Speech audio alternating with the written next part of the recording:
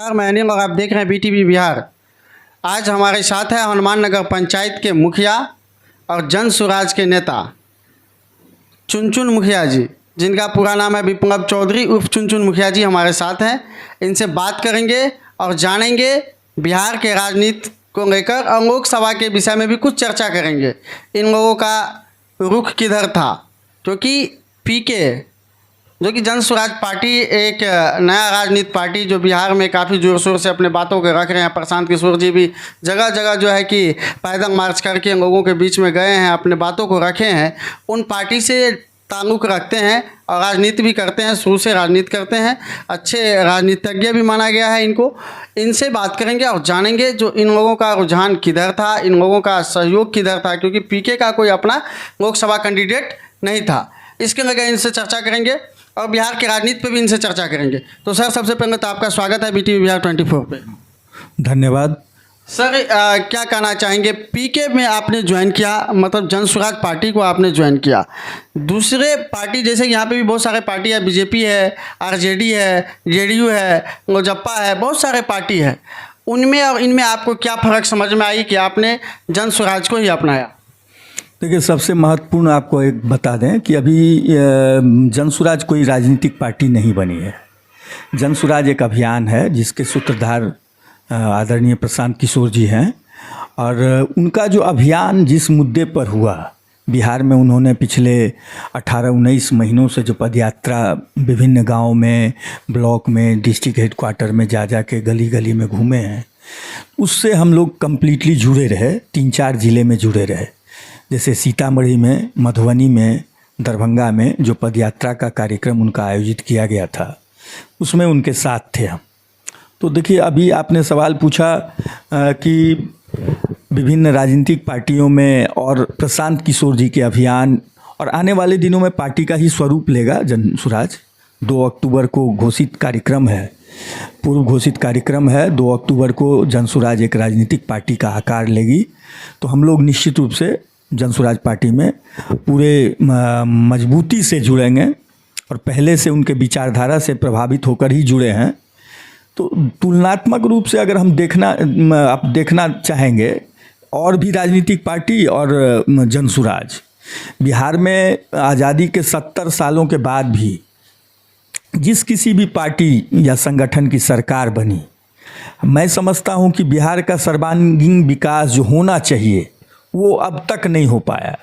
अभी बिहार का per capita income लगभग 25,000 रुपया है, जो अन्य प्रदेशों के तुलना में, अगर हम लोग तुलनात्मक दृष्टिकोण से देखेंगे तो सबसे कम है, सबसे मिनिमम है।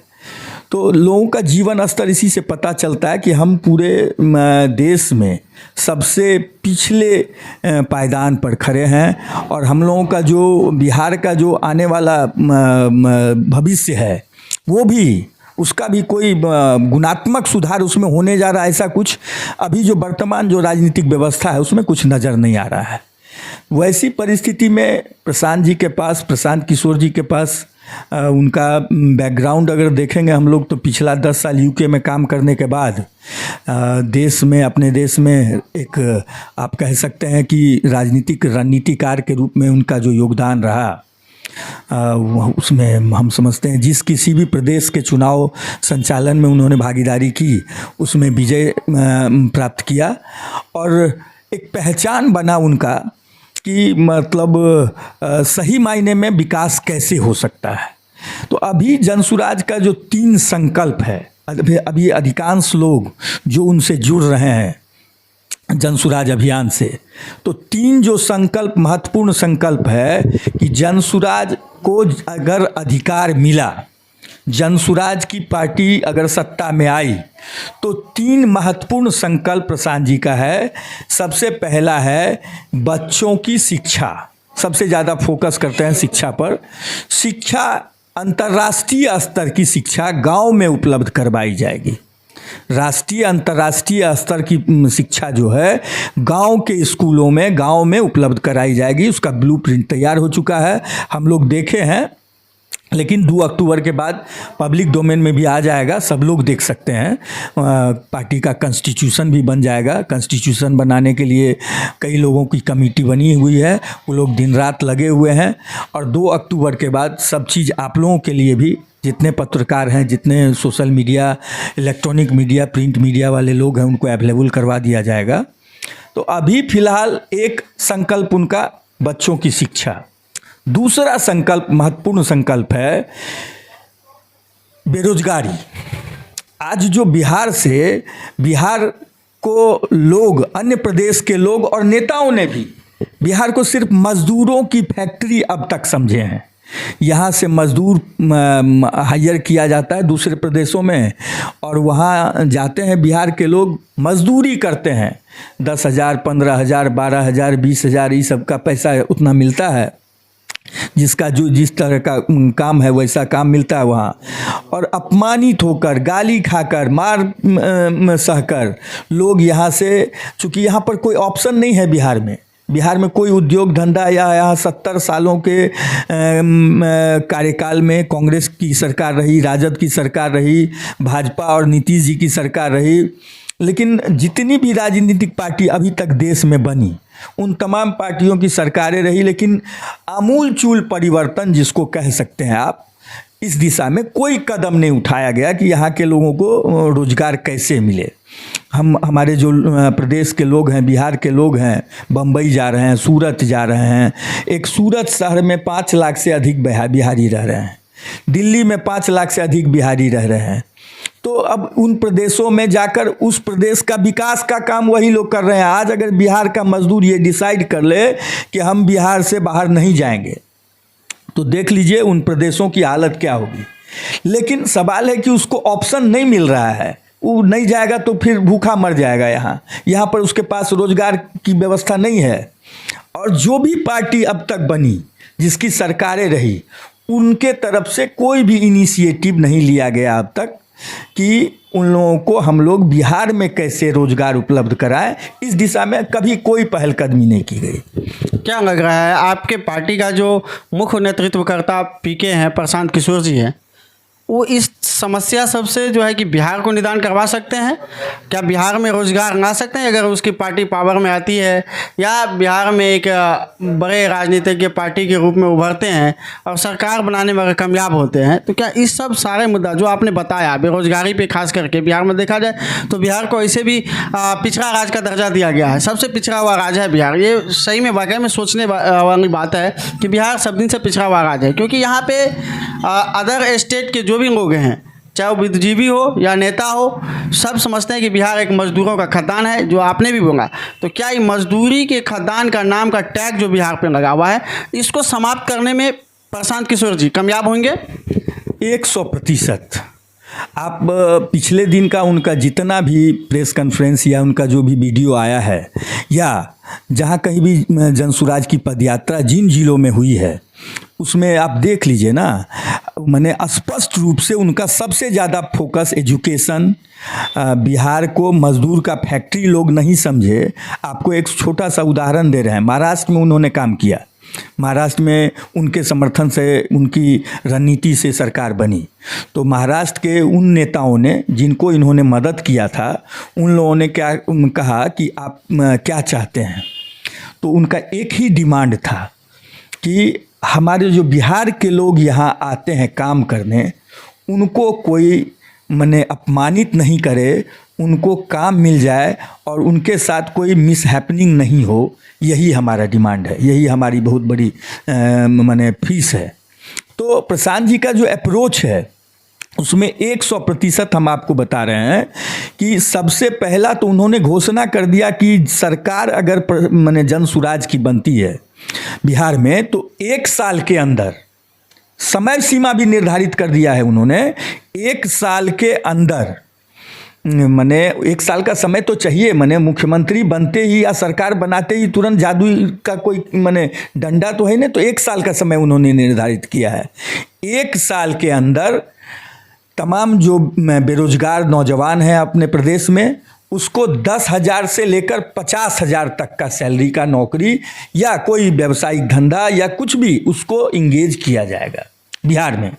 बिहार से बाहर जो पलायन करके जा चुके हैं, इस्टेब्लिश हो चुके हैं, और जो लोग बिहार वापस आना चाहते हैं उनके लिए भी स्पष्ट माने उनके कार्य क्षमता के मुताबिक 10,000 से 50,000 रुपया का उनको व्यवस्था यहाँ पर हो जाएगा बिहार में। सर, और आपसे एक प्रश्न, अभी देख रहे हैं कि जो आरजेडी के एक लेटर पैड पे एक लेटर जारी किया जगदानंद जी, उसमें लिखे हैं कि जो ये पीके का जो पार्टी है, जन स्वराज पार्टी, वो भारतीय जनता पार्टी का बी टीम है। क्या कहना चाहेंगे?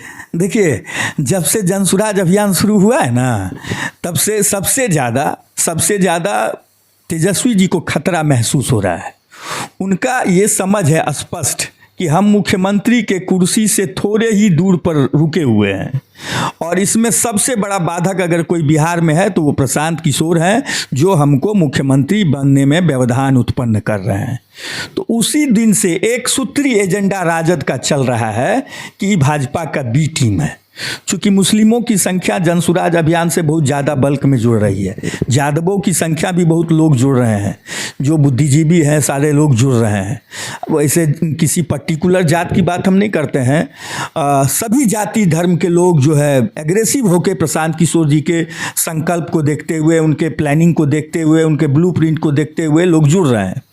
तो उससे हताश होकर कल हम भी वो पत्र पढ़े हैं, प्रदेश अध्यक्ष हैं राष्ट्रीय जनता दल के, उनका पत्र पढ़े हैं, और उसके बाद एक और पत्र आया है हम लोगों के संज्ञान में। उसमें उन्होंने प्रदेश सचिव पार्टी के कोई थे, उनका नाम हम भूल रहे हैं, उनको एक्सपेल कर दिया उन्होंने 6 वर्षों के लिए, 6.5 वर्षों के लिए पार्टी से निष्कासित किया। तो इस टाइप का वो एक्टिविटीज इसलिए कर रहे हैं कि उनको सबसे बड़ा खतरा अगर बिहार में नज़र आ रहा है वो सिर्फ तेजस्वी जी को माने जनसुराज से खतरा नज़र आ रहा है। चूँकि जनसुराज का पिछले दिन कई जगह कार्यक्रम होता है, उसमें लोगों की भीड़ देख ले, और प्रत्याशित लोग जो कल्पना नहीं कर सकते थे वैसा भीड़ जुट रहा है, वैसा समर्थन हो रहा है। देश में अब तक कोई ऐसी पार्टी नहीं बनी जिसका स्थापना के दिन 2 अक्टूबर को जनसुराज पार्टी की घोषणा की जाएगी, उस दिन 1 करोड़ सदस्य होंगे उसके। कोई अभी तक देश में बता दीजिए कोई भी राजनीतिक पार्टी हो जिस दिन उसकी स्थापना हुई उस दिन 1 करोड़ लोग उसके सदस्य थे। सिर्फ बिहार में एक प्रशांत जी की जनसुराज टीम है जिसका 1 करोड़ सदस्य अब तक हो चुका है। 1 करोड़ से ऊपर हम लोग बढ़ रहे हैं संस्थापक सदस्य। तो हम समझते हैं कि भारतीय जनता पार्टी के लोगों का भी मने बिल्कुल दिमाग डिस्टर्ब हो रहा है कि यहाँ क्या होने जा रहा है, बिहार में कुछ नया होने जा रहा है। तो अब तो हम लोग समझते हैं हम लोगों का अचीवमेंट यही है कि हम लोगों के एक्टिविटीज़ से, जनसुराज के जो हमारे क्रांतिकारी साथी लोग हैं उनके एक्टिविटीज़ से, उनके क्रियाकलाप से समाज में एक मैसेज गया है कि इस बिहार में विकल्प नहीं है। मुसलमानों को भाजपा को रोकने के डर से लालू जी को वोट करते हैं, और फॉरवर्ड कास्ट के लोग जो है लालू जी को रोकने के लिए भाजपा को वोट करते हैं। उनके पास कोई सही मायने में कोई समुचित विकल्प नहीं है। ऑप्शन नहीं होने के कारण अब तक इन्होंने लाभ यहाँ के जनता का शोषण करके कह सकते हैं या दिग्भ्रमित करके जाति के नाम पे, धर्म के नाम पर वोट लेते रहे हैं। अब आने वाले दिनों में बिहार में एक जनसुराज बहुत अच्छा ऑप्शन है, बेहतर ऑप्शन है गरीबों के लिए, मजदूरों के लिए, नौजवानों के लिए, किसानों के लिए, तमाम जो बुद्धिजीवी हैं, छात्र हैं, उनको इन सवालों पर विचार करना होगा कि अब हमको बिहार को अगर अच्छे दिशा में ले जाना है। कब ऐसा बिहार बनेगा जब गुजरात के लोग बिहार में आएंगे काम करने। हमारा बिहार कब ऐसा बनेगा जब महाराष्ट्र के लोग आएंगे बिहार में रोजगार की तलाश में। हम बिहार के लोग दिन प्रतिदिन जा रहे हैं, वहाँ काम कर रहे हैं। बिहार का भी तो ऐसा कभी होना चाहिए भविष्य कि यहाँ लोग आएंगे रोजगार के तलाश में और हम उनको रोजगार दे पाएंगे। तो ऐसा बिहार का सपना लेकर जनसुराज चल रहा है।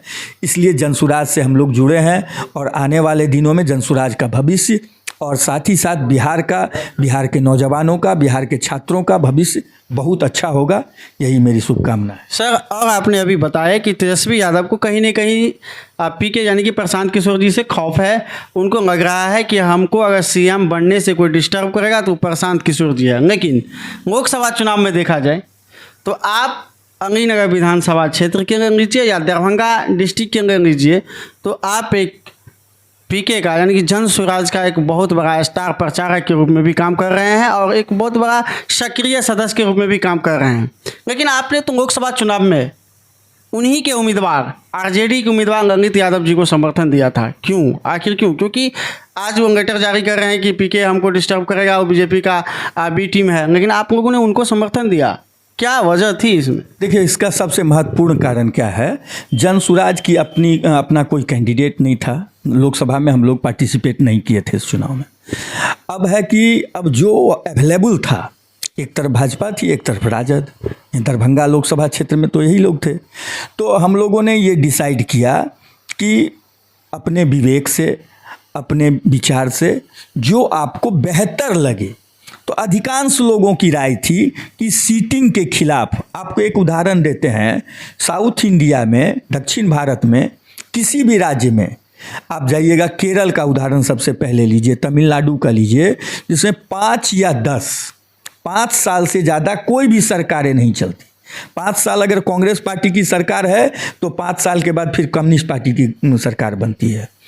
कई प्रदेशों में भी, साउथ के विभिन्न प्रदेशों में 10 साल कोई मुख्यमंत्री अगर लगातार रहा है तो 10 साल से ज़्यादा नहीं। अपने बिहार में देखिए, लालू जी 17 साल 18 साल रहे, नीतीश जी लगातार छक्का चौवा मारे जा रहे हैं, रोज़ पलटते हैं। उसके बाद भी चूंकि यहाँ ऑप्शन नहीं था, तो ऑप्शन नहीं होने की स्थिति में हम लोगों ने सीटिंग के खिलाफ, जो लोगों में गुस्सा था, सीटिंग सांसद जो है, बिहार, मधुबनी, मिथिला की धरती ऐसी धरती रही है। पिछले दिनों पार्लियामेंट में लोग जो चुन के जाते रहे हैं, वो एक विद्वान लोग जाते थे, भोगेंद्र झा, चतुरानंद मिश्रा, उससे भी पहले हरिनारायण मिश्रा, ऐसे लोग, डॉक्टर ललित नारायण मिश्रा, ऐसे लोग चुन के यहाँ से जाते रहे हैं। और संसद में मिथिला की एक अलग पहचान थी उस समय कि मिथिला में लोग विद्वान लोग जो है सो रहते हैं। अभी का जो स्थिति है, मिथिला में मधुबनी हो चाहे दरभंगा हो, दोनों सीट पर ऐसे लोग जीत के जा रहे हैं जिसको सही मायने में अपना कोई राजनीतिक आधार नहीं है। वो मुखिया का चुनाव, यहाँ का जो वर्तमान सांसद है, वो मुखिया का चुनाव भी नहीं जीत सकते हैं अपने बदौलत।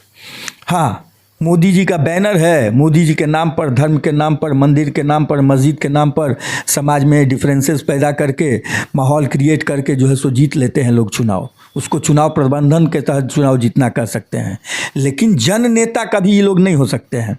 उस परिस्थिति में हमने व्यक्तिगत, ये हमारा व्यक्तिगत निर्णय था, जन स्वराज का निर्णय नहीं था। हमने समझा कि जो सीटिंग है उसके खिलाफ हम लोग वोटिंग करेंगे। हम लोग किसी को तो वोट डालना था ही, ऐसा थोड़ी है कि वोट नहीं डालेंगे, ये ऑप्शन तो नहीं था, वोट डालना है। तो हमारे पास जन स्वराज का कोई कैंडिडेट नहीं था। उस स्थिति में हम लोगों ने सीटिंग जो सांसद थे उसके खिलाफ हमने समर्थन दिया ललित जी को। सर, आपने अभी बताया कि पहले यहाँ से मिथिला से विद्वान लोग जाते थे संसद में, लेकिन गोपाल जी ठाकुर भी नाम के आगे डॉक्टर गोपाल जी ठाकुर लिखते हैं। एक विद्वान व्यक्ति ही नाम के आगे डॉक्टर लगा सकते हैं, वो भी एक विद्वान व्यक्ति हैं और सत्ता में भी थे। उसका कार्यकाल कैसा रहा, क्यों उसका विरोध किया आप? विद्वान के तौर पे देखा जाए तो वो भी एक विद्वान है, लेकिन आपने विद्वान के तौर पे तो उनको चयन किया जो विद्वान नहीं है मान के चलिए आपके हिसाब से। लेकिन आपने जो ललित यादव को सपोर्ट किया, कहीं ना कहीं विद्वान के तौर पे अगर आप जज करते हैं तो वो भी एक एडुकेशन के मामला में काफ़ी दूर हटते हुए नज़र आ रहे हैं। क्या कहेंगे? देखिए, ये बात सही है, वो डॉक्टर गोपाल जी ठाकुर PhD कर लिए।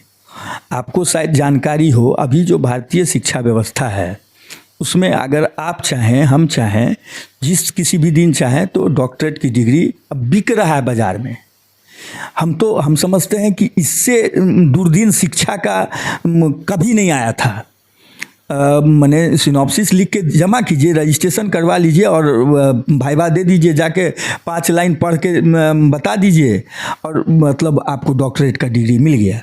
तो ऐसे डॉक्टरेट की हम तो चैलेंज करते हैं भारतीय जनता पार्टी के जो जिला स्तर के नेता है यहाँ, मैं पूरे देश स्तर की बात नहीं कर सकता, इसलिए जिला स्तर के जो यहाँ नेता हैं उनको, या राष्ट्रीय जनता दल के जिला स्तर के जो नेतृत्व के साथी हैं हमारे, उनको हम विधिवत चुनौती देते हैं कि हम लोगों के साथ, हम लोगों के पास वैसी कोई बड़ी डिग्री नहीं, हम भी एमएससी पास हैं, लेकिन हमने डॉक्टरेट नहीं किया, लेकिन हम समझते हैं कि एजुकेशन क्या होता है, शिक्षा क्या है, और हम लोगों ने शिक्षा सही मायने में जितना ही ग्रहण किया है, ईमानदारी पूर्वक शिक्षा ग्रहण किया है। तो हम चुनौती देते हैं वैसे जो डिस्ट्रिक्ट लीडरशिप के लोग हैं, वैसी पार्टी के, उनको एक मंच पर कहीं भी आएँ और हम लोगों के साथ किसी भी विषय पर कभी भी बिना किसी तैयारी के हम लोगों के साथ कंपटीशन कर लें, हम बता देंगे। अभी सांसद के बारे में आप बोल रहे हैं, डॉक्टर लिख रहे हैं वो, तो आजकल तो डॉक्टर आपको गली मोहल्ले चौराहे पर मिल जाएगा, पीएचडी डॉक्टर। चूँकि शैक्षणिक जो व्यवस्था है, शैक्षणिक अराजकता के स्थिति में किसको कब कैसा डिग्री चाहिए, अगर पैसा है तो आप डिग्री परचेज कर सकते हैं। वैसी स्थिति में उनकी विद्वता तभी साबित होगी जब पार्लियामेंट हाउस में अपना वक्तव्य देंगे। पार्लियामेंट हाउस में वैसे इश्यूज़ को जो मिथिला का चिर परिचित डिमांड रहा है हम लोगों का, वो उठाएंगे और उसके लिए प्रयास करेंगे। आप देखिए पिछला 5 साल का कार्यकाल गोपाल जी ठाकुर पार्लियामेंट में कितना दिन बोले और कितने देर बोले, उसका तो रिकॉर्ड है, वो कभी भी आप निकाल सकते है। तो इसलिए उस बहस में हम लोगों को जाने से बेहतर है कि हम लोग क्या कर सकते हैं, उस पर हम लोग विचार करें। सर 2025 विधानसभा चुनाव नज़दीक है, किस में आपको भविष्य दिख रहा है? देखिए स्पष्ट हम आपको बता दें, 243 सीट में जनसुराज अपने उम्मीदवार खड़े करेगी और 243 सीट पर चुनाव लड़ेंगे। अब चुनाव है, हम तो मने इतना कॉन्फिडेंट हैं कि लोग के पास बिहार में विकल्प का अभाव था, तो जनसुराज के रूप में एक बहुत अच्छा विकल्प, अच्छा नहीं बहुत अच्छा विकल्प सामने नज़र आ रहा है। लोग हम लोगों को सपोर्ट करेंगे। आने वाले दिनों में बिहार का और पूरे देश का भविष्य जनसुराज तय करेगी। 25 में प्रशांत किशोर जी सीएम बन सकते हैं? देखिए प्रशांत किशोर जी का व्यक्तिगत या मेरा, हम अपनी बात भी आपको बता दें, हम लोग विधायक बने या प्रशांत किशोर जी मुख्यमंत्री बने, यह महत्वपूर्ण नहीं है। महत्वपूर्ण सबसे ये है सत्ता परिवर्तन। आप लोगों ने देखा पिछले आज़ादी से लेकर अब तक सत्ता परिवर्तन होता रहा, लेकिन व्यवस्था वही रहा। सांपनाथ के बदले नागनाथ का चयन हो जाता है, नागनाथ के बदले सांपनाथ आ जाते हैं सत्ता में, लेकिन व्यवस्था वही है। शिक्षा की व्यवस्था हो चाहे जिस किसी भी सेक्टर में आप देखेंगे वही व्यवस्था है। तो हम लोगों ने जनसुराज के रूप में एक व्यवस्था परिवर्तन, जिसको आमूलचूल परिवर्तन आप कह सकते हैं, आमूलचूल परिवर्तन के लिए जनसुराज को विकल्प के रूप में बिहार में हम लोगों ने ऑप्शन दिया है। और जो कोई भी लोग विधायक बनेंगे, और ये तय कोई पार्टी पटना से या कोई राष्ट्रीय नेता जनसुराज का कोई तय नहीं करेगा। यहाँ दरभंगा जिले के लोग, अलीनगर विधानसभा के लोग, जनसुराज से जो लोग जुड़े हुए हैं या आने वाले दिनों में जुड़ेंगे, उन लोगों से राय मशविरा करके विधानसभा में उम्मीदवार तय किया जाएगा। और मुख्यमंत्री का भी चुनाव मुख्यमंत्री प्रशांत किशोर जी होंगे, ऐसा कभी प्रशांत किशोर जी ने नहीं कहा है। जनता की राय होगी, तो यहाँ जो विधायक बनेंगे उनमें से मुख्यमंत्री का चुनाव होगा। प्रशांत जी कई बार बोलते हैं कि अब जिसको एजुकेशन से कोई मतलब नहीं रहा वो शिक्षा मंत्री बनते हैं। अब कृषि से, खेती बाड़ी से कोई जानकारी नहीं है, ना एग्रीकल्चर सेक्टर से कभी एजुकेशन लिया उन्होंने, वो कृषि मंत्री बनते हैं। तो ऐसे मंत्रियों का परफॉर्मेंस क्या होगा? तो एक चीज़ आपको बता दें कि एक भी स्टेप, जनसुराज का जो स्टेप होगा वो बिल्कुल निर्धारित है कि कैसे हमको बिहार को देश के अग्रणी पंक्ति में खड़ा करना है, कैसे हमारा बिहार सुंदर हो, कैसे यहाँ की शिक्षा व्यवस्था, बेरोजगारी, महंगाई सब चीज़ नियंत्रित हो, उस दिशा में जनसुराज का बहुत अच्छा सोच है। जी, तो आप सुन रहे थे जनसुराज पार्टी के या जनसुराज के एक चर्चित व्यक्ति, जनसुराज के एक मान लीजिए कद्दावर नेता चुनचुन मुखिया जी को, इनका कहना है कि जो जन सुराज का मेन फैक्टर है, उस समाज को सुधारने का मेन फैक्टर है। यहाँ पे शिक्षा की अभाव है समाज में। समाज के जो लोग हैं, बिहार की जो परिस्थिति है, लगातार जब दूसरे प्रदेश में जाते हैं तो बिहार का नाम सुनते ही, बिहार के लोगों का नाम सुनते ही घृणा का दृश्य लोगों में आने लगता है। उस टैग को हटाने के लिए जन सुराज अपना कदम आगे बढ़ाए हैं और लगातार इस पे आवाज़ उठा रहे हैं कि हमारा बिहार भी सुखमय बिहार होगा।